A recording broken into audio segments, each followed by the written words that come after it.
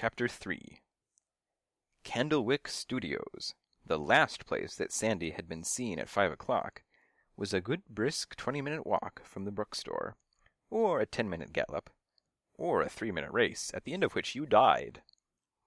All things considered, I decided on a pace between a canter and a trot. Fast enough to get there, and slow enough to do a little thinking on the side. I was thinking to begin with that Sandy couldn't really be in any kind of trouble. Sandy, after all, was a fully grown adult, and he knew what he was doing. He wouldn't be a sucker, and he wouldn't cash his marbles in and simply run away. True, he had a job that he absolutely hated, eating cat slop in front of a camera for money, but he did like the money. It bought him a comfortable and enviable lifestyle. He traveled in a $1,000 alligator case.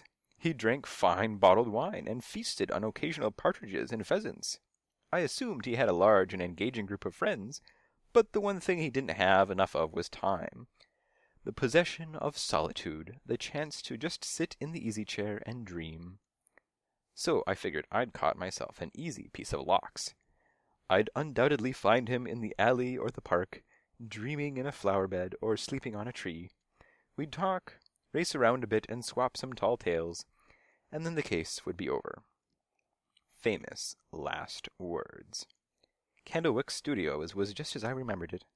A 3-story building in an easy-going neighborhood of tenements and lofts. The last time I'd been there it was summertime and day. The little shops had been open and people had been sitting at the outdoor cafes.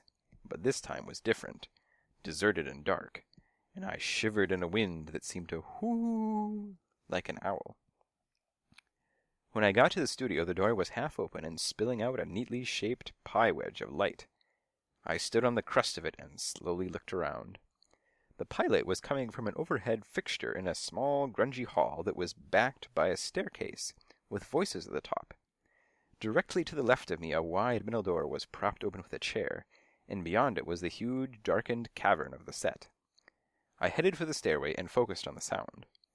A woman's voice, sharpened by the hard edge of threat, said, "I'm holding you responsible. It's your responsibility." "To what?"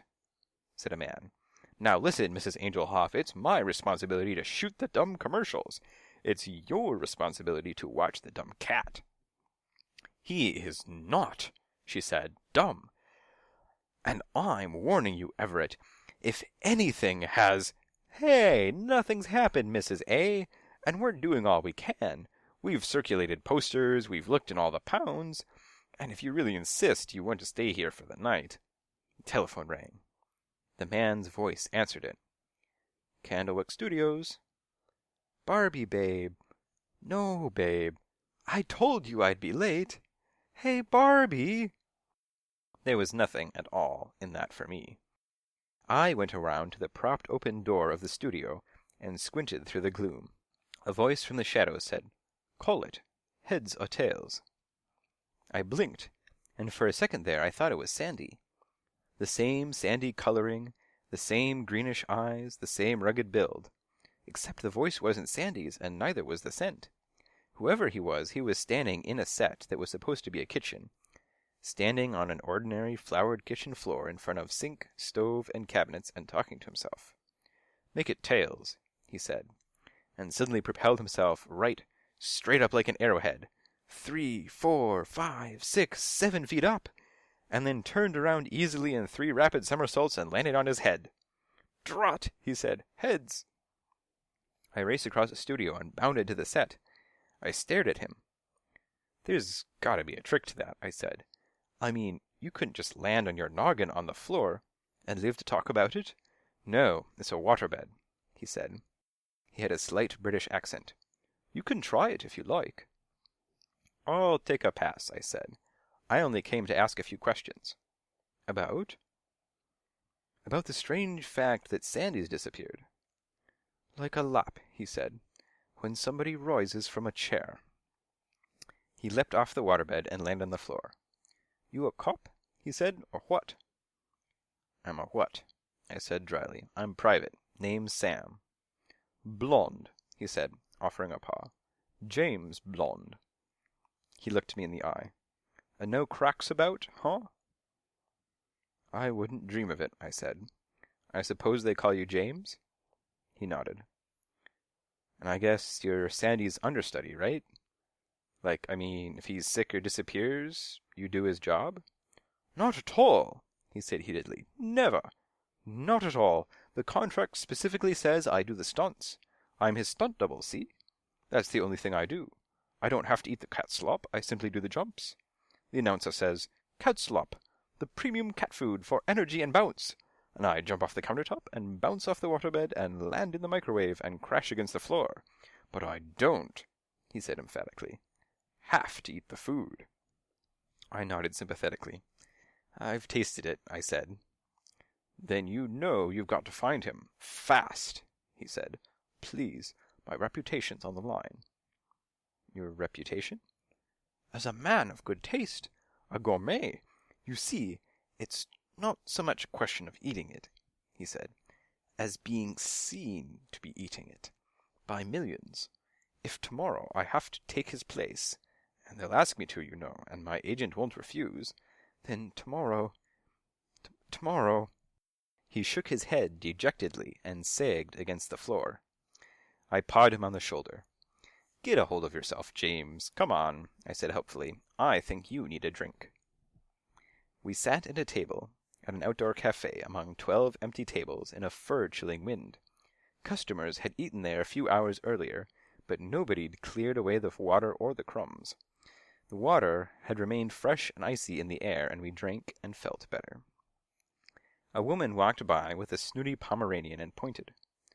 "Oh, look," she said, "a restaurant for cats." The dog wagged his tail at us and barked his little yap. "Tourists," James muttered and took another sip.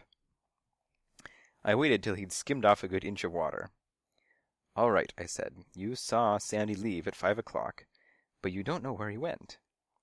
"That's the catch," he said sadly. "Everett called a break, and then Sandy beat it out. I don't really pay attention. I mean, he's been doing that 100 times a day." "Doing what?" I said, suddenly alert. "Running out?" James nodded. "I exaggerated. 30 times a day. 20. Make it 10. What I mean is that every time Everett called a break, whoosh, Sandy's out there and running like a thief." James paused. Of course, the difference is he always hurried back." "Hurried back," I said. "Uh-huh. Did he seem to be running? Out of breath?" Yeah, James decided. "Just a little. Not actually panting like a dog. I mean, about the way you'd be if you'd run up a fire escape or chased around the house. Not a giant house, either. Not Buckingham Palace. What we're talking here is a 7-room co-op on the park." "Uh-huh," I said. "Central Park or Bryant Park, James?" He frowned and then looked me very coldly in the eye. He grunted. "Are you making fun of me?" "Yup, just a little bit," I said. "Not giant fun, James, but I appreciate the fine, subtle shadings of your answer. Could we try another question?" "Shoot," he said. "Good. How long, or approximately how long, is a break? And please," I said, "try to keep it simple if you can." "That's an easy one," he said. "There's no approximately about it. It's exactly 5 minutes. And Everett has a cat fit if anybody's late." "Uh-huh," I said, and lazily looked around the street. I sipped at my water. "And Sandy never was."